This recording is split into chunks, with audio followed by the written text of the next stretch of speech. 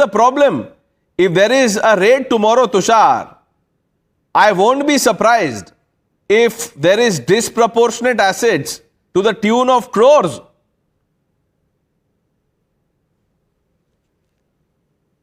You're on mute, Tushar. Sorry.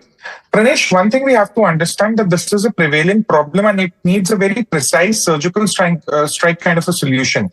Revant here works a lot with processed foods and packaged foods and what the ingredients are, what the companies claim versus what it really is. That's one part of the problem. I'm saying there are now a whole lot of eateries that are actually just procuring raw materials from a market nobody knows about, that are selling finished products under regulations that are not even existing in the first place. And people from lower income groups are consuming from these places every single day. What about their health? What about their priorities? What about the food they're consuming and the ill effects of that? So I think we have to divide this problem also into two spheres. The government can do a lot with the processed and the packaged food, but the whole big void that exists is in the eateries, the cloud kitchens that are operating from inside homes and but are focused on loosely procured raw materials. That's the danger that we first need to address. Okay, Dr. Neha, you were saying something. Yeah, I just wanted to, start with one thing, like the standard in our, food safety industry is so low that we are celebrating somebody who is actually doing his job. So that is first thing that kind of amuses me. And coming to the workforce, I think Raven said that we need to increase the food safety officers. So I just wanted to tell you, like, there are 4,200 food safety officers positioned in India. Out of that, only 70% is filled. 30% seats are still vacant. So you can understand that we are trying to regulate this huge food industry with only 70% of the workforce. Third thing is, like, as you said before also, the fear of punishment is very low between the people who are involved in this food adulteration business. There's only, like, last year's data, only if you see, the conviction rate was only 3.7%, which is very, very low.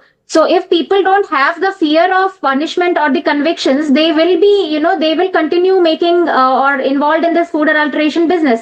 So we have to, somehow make sure that the people who are caught with these kind of adulterated food, they are punished in the end.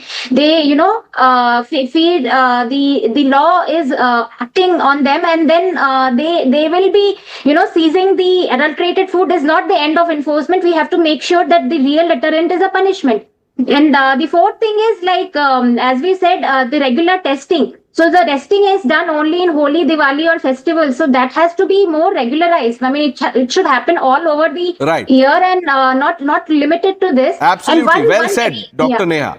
Mr. Zakate, we don't have much time, I think 30-40 seconds. But I want to ask you two rapid fire questions. एक तो ये sir कि FDA commissioners को अच्छे quality के food supply करते हैं, local vendors I am sure करते होंगे. Yeah, actually they do it because of course they are not supposed to know. But Pranesh, let me have one more take on this whole thing. Let's not reinvent wheel in this country again. What other countries are doing? There was 2022 food index of the world, food safety index. Canada was at number 1, Denmark 2, India was 162.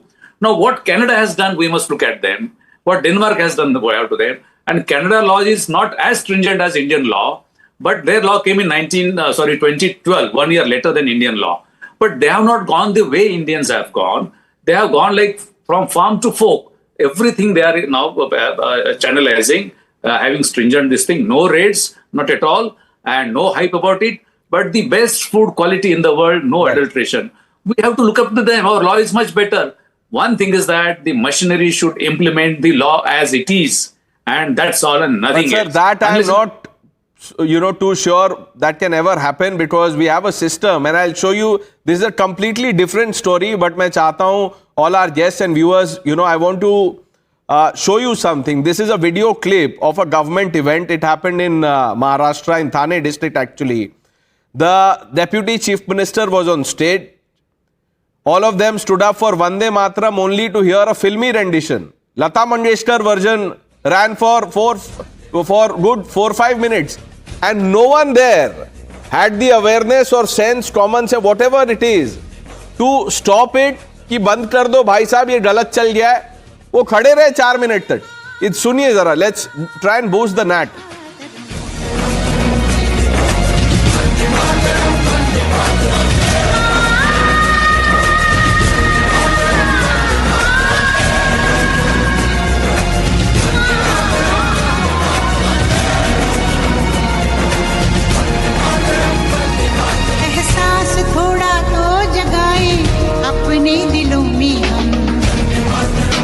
This is not the national song. Dr. Vikram Singh is surprised. But sir, मैंने भी अभी देखा ये. अब मैं I don't want to say anything. I mean, imagine all educated people there, you know, senior officers there, protocol, etc. सब होंगे.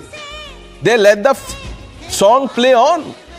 So in a country where this can happen, वहाँ पे हम क्या food safety enforcement and other things इसकी क्या बात करेंगे.